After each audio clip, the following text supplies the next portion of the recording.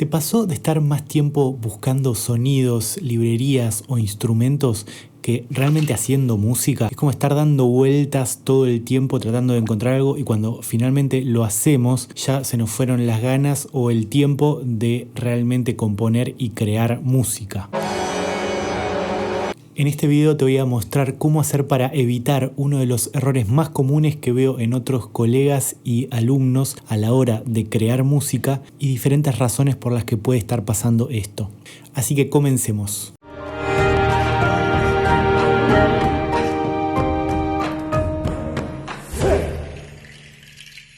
Este síndrome de los instrumentos infinitos, como le llamo yo, es una cuestión muy actual donde tenemos tantas y tantas herramientas y posibilidades, incluso gratuitas al alcance de todos. No tiene que ver con una cuestión de dinero o de cuántos instrumentos nos compramos. Lo que podría verse a simple vista como una gran ventaja, que también lo es, se puede volver rápidamente en un problema. Así que vamos a ver 4 motivos por los que puede estar pasando esto y cuando los tengamos identificados vamos a poder ver algunas soluciones posibles para no caer en esto. La primera es tener demasiados instrumentos o juguetes, vamos a llamarles, que probar. La segunda es no tener clara la idea o el objetivo de la composición. La tercera es no hacer foco en las cosas importantes de nuestra producción. Y la cuarta y última es usar un orden de trabajo poco conveniente para nuestra propia creatividad. Para el primer problema, la solución que yo he encontrado, y la verdad que me ha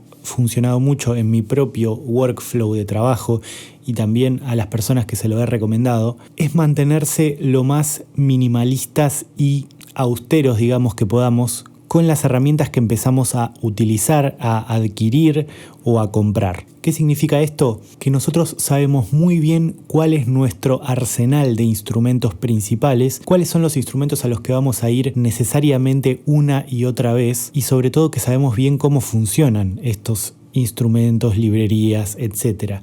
El hecho de poder tener pocos recursos genera necesariamente que sepamos usarlos muy bien. Es como los famosos caballitos de batalla que se les suelen llamar, en los cuales ya sabemos cómo es el sonido, cómo responde, cómo funciona y eso nos genera una gran tranquilidad a la hora de trabajar. Entonces, la regla principal sería, si necesitamos realmente adquirir un nuevo instrumento, comprarlo o lo que sea por una situación específica, no por algo que nos tentamos viendo en una propaganda o lo que sea, sino que realmente vamos a usarlo en un proyecto específico. Entonces, si yo necesito una nueva librería de violines específica porque tengo que armar un proyecto con violines, yo puedo ir y comprarme una librería específica, pero la idea es que la usemos inmediatamente y nos obliguemos a usar esa librería y aprender todo lo que necesitemos, porque precisamente esa propia necesidad de que suene bien para ese proyecto va a hacer que la entendamos y la conozcamos mucho mejor para cualquier proyecto posterior que tengamos. Entonces el primer consejo es ese: adquieran instrumentos, sintetizadores, librerías o lo que sea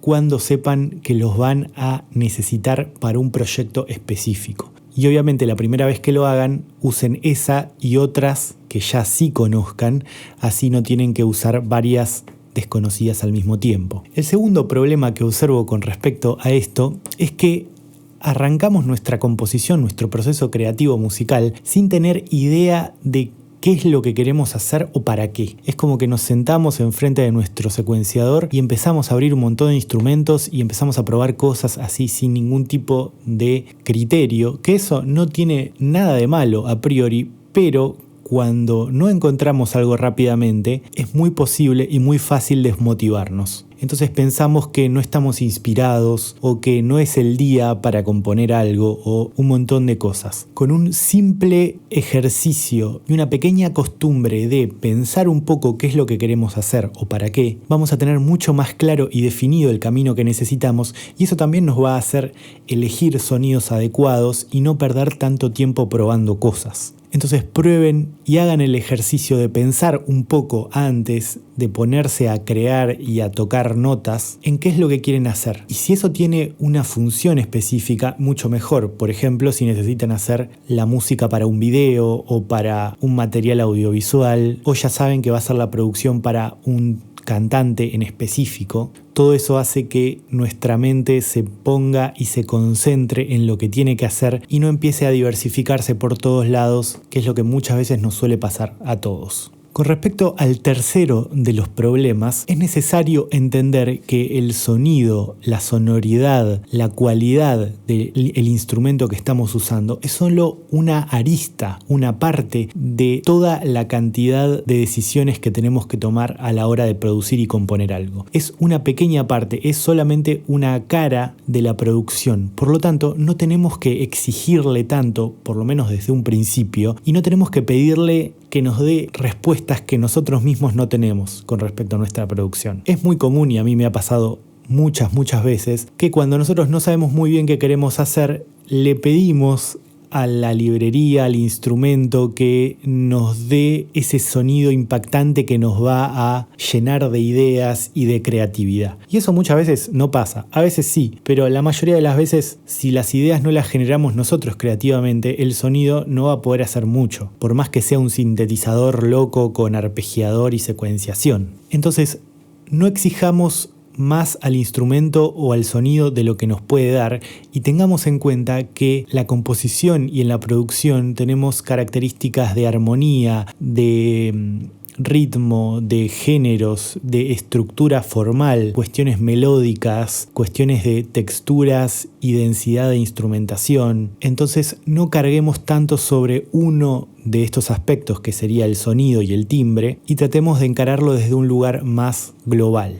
Y el cuarto problema, que también es muy común, es que a veces nos encaprichamos, digamos, en hacer que nuestro sonido sea perfecto desde el primer instante de la composición o de la producción. Y eso es muy problemático porque nos quita energía de trabajo para después. El proceso de creación en general es muy caótico, entonces nosotros como creadores tenemos que aprender a convivir con ese caos, con esas características de sonidos que no terminan de sonar bien en un principio, y confiar en que cuando tengamos que pulir ese sonido y tengamos ya más organizado otros aspectos, como los que decíamos antes, ya vamos a poder definir el sonido de forma mucho más específica y detallista. Pero si nos ponemos con eso y nos ponemos a mezclar y a ecualizar y a comprimir sonidos cuando ni siquiera sabemos muy bien la melodía que vamos a tocar, todo se empieza a volver demasiado cuesta arriba y demasiado trabajo. Entonces usemos estructuras y un orden de trabajo que sea útil para nuestro sonido. Tal vez ese detalle del sonido sea muy necesario para el tipo de música que nosotros componemos, y en ese caso está bien, pero muchas otras veces no. Entonces, generar un orden de trabajo y convivir con un sonido poco elaborado, por lo menos en las primeras partes del proceso de producción, en general va a ser muy eficiente, sobre todo en las fases posteriores.